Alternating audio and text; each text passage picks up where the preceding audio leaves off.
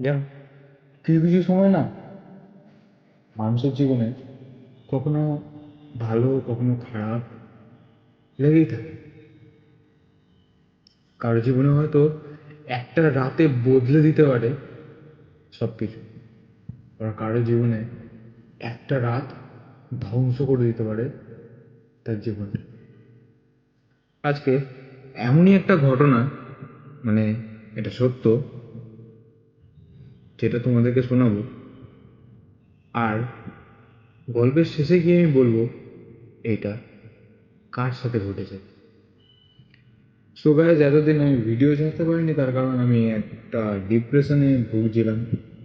তো চলো আজকে একটা গল্প তোমাদেরকে গিফট করি, যে এই ঘটনাটার জন্য আজকে আমার ডিপ্রেশন, আজকে আমার ভিডিও দেওয়া, আজকে আমার ভিডিও এত লেটে দেওয়া।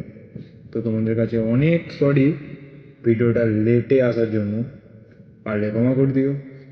এবার থেকে একদিন পর পর ভিডিও আসতে থাকবে অনুভূতি এক্সপ্লোরার চ্যানেলে।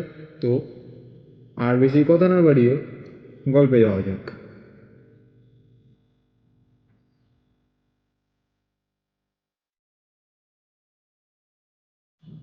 জানো, কিছু গল্প থাকে যেগুলো আমরা কোনোদিন শেষ করতে চাই না, কিন্তু সেই গল্পই একদিন আমাদের শেষ করে দেয়। এটা ঠিক এমনই একটা গল্প, একটা ভালোবাসার গল্প, যেটা শুরু হয়েছিল খুব সুন্দরভাবে, কিন্তু শেষটা ছিল একদমই আনএক্সপেক্টেড। ওর সাথে আমার পরিচয়টা হঠাৎই করেই হয়েছিল। প্রথম নর্মাল কথাবার্তা, তারপর ধীরে ধীরে অভ্যাস, তারপর যা হয় ভালোবাসা। রাত জেগে কথা বলা, খেয়েছো, এই ছোট ছোট প্রশ্নে লুকোনো যত্ন, একটা মিশিউতেই পুরো দিনটা যেন ভালো হয়ে যেত। ও যখন বলতো আমি তোকে খুব ভালোবাসি, আমি সত্যি বিশ্বাস করতাম। সিরিয়াসলি বলছি, বিশ্বাস করতাম। এবং প্রত্যেকটা ছেলে মেয়েই বিশ্বাস করে, কারণ তখন মনে হতো এই মানুষটা আমার সব। আমাদের সম্পর্কটা ছিল লং ডিস্টেন্স। দূরত্বটা শুধু শহরের ছিল না, সময়, ব্যস্ততা, আরও ধীরে ধীরে অনুভূতির মাঝে ঢুকে পড়ছিল। প্রথমে সব কিছু যেন ঠিকই চলছিল, কিন্তু যখন দেখলাম আগের মতো আর ফোন আসে না, মেসেজের রিপ্লাই দেরি করে আসে, তখনই বুঝতে শুরু করলাম কিছু একটা বদলাচ্ছে। আগে যেখানে আমরা ঘন্টার পর ঘন্টা কথা বলতাম রাত জেগে, সেখানে রাত জাগা তো দূরে থাক, দিনে ঠিকভাবে 5 মিনিটও কথা হতো নাকি তারও সন্দেহ।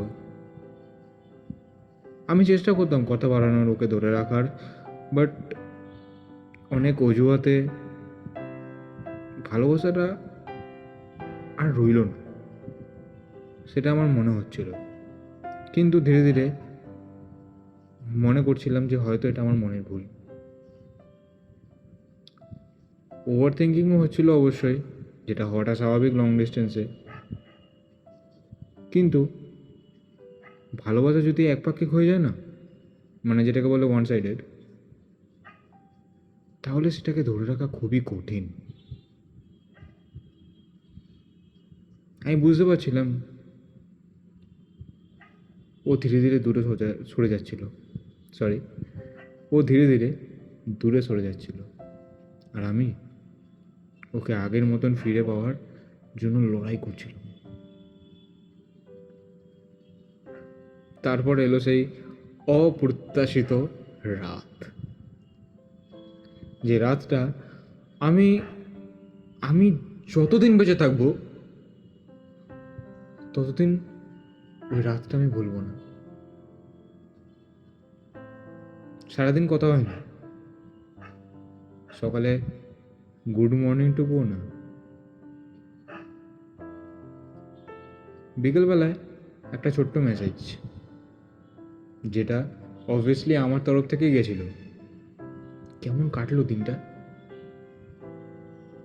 একটা অপ্রত্যাশিত উত্তর, ভালোই। আচ্ছা তোমরাই বলো, যাকে মন দিয়ে ভালোবাসা যায় তার সাথে কথা না বলে একটা দিন কিভাবে মানুষের ভালো কাটে? দেন আমি আর মেসেজ করিনি। রাতে আবারও জিজ্ঞেস করলাম, কি হয়েছে তোর? অনেকক্ষণ মেসেজটার সিন রইল, দেন টাইপিং চললো। টাইপিং চলার পর একটাই উত্তর, আমাদের এবার এই জিনিসটাকে শেষ করা উচিত। আর আমাকে সে এই কথাটা বলেছিল যে আমি চাই না আমার জন্য তোর অনুভূতিগুলো নষ্ট হোক। একটাই শেষ কথা, একটাই ছোট্ট বাক্য, আর সব শেষ। আমি আমার প্রাণপণ চেষ্টা দিয়ে ওকে আটকে রাখার চেষ্টা করেছিলাম, কিন্তু ও থাকেনি।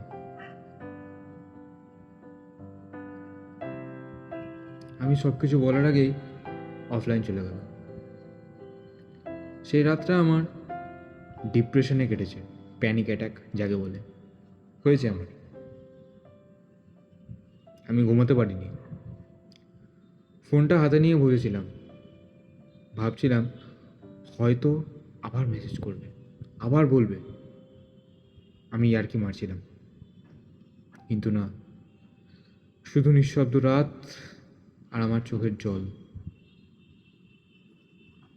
যে জায়গায় আজ হাসি ছিল সেই জায়গায় এখন শুধু শূন্যতা। সত্যি বলতে আমি খুবই ভেঙে পড়েছিলাম। আমার মনে হচ্ছিল আমি যেন নিজেকে হারিয়ে ফেলেছি। যার জন্য এত কিছু, যার জন্য এত ভালোবাসা, আজ সেই নেই। কিন্তু সময়ের সাথে সাথে একটা জিনিস বুঝেছি, যে মানুষটা সত্যি তোমার, সে কখনো তোমাকে ছেড়ে যায় না। আর যে চলে যায় সে শুধু একটা শিক্ষা দিয়ে যায়। আজও ওকে মনে পড়ে, কিন্তু আগের মতো কষ্ট হয় না, কারণ আমি শিখে গেছি ভালোবাসা যদি সত্যি হয় তাহলে সেটা কোনোদিনও হারিয়ে যায় না।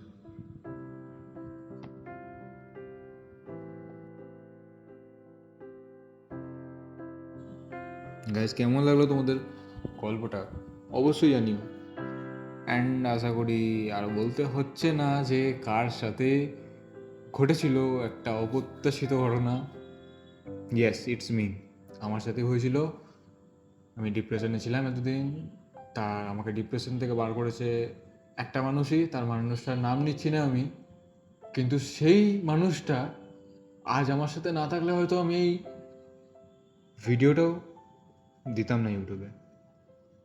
সেই মানুষটা আমার জীবনে অনেক বড় একটা অধ্যায়, যে অধ্যায়টা কখনো পুরনো হবে। আর যাই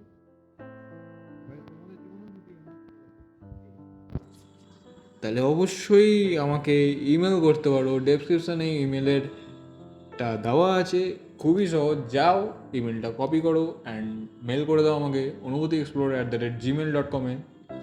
আমি তোমাদের গল্প বা তোমাদের এরকম কোনো জীবনের ঘটনা আমার অনুভূতি এক্সপ্লোরার চ্যানেলে শোনাবো।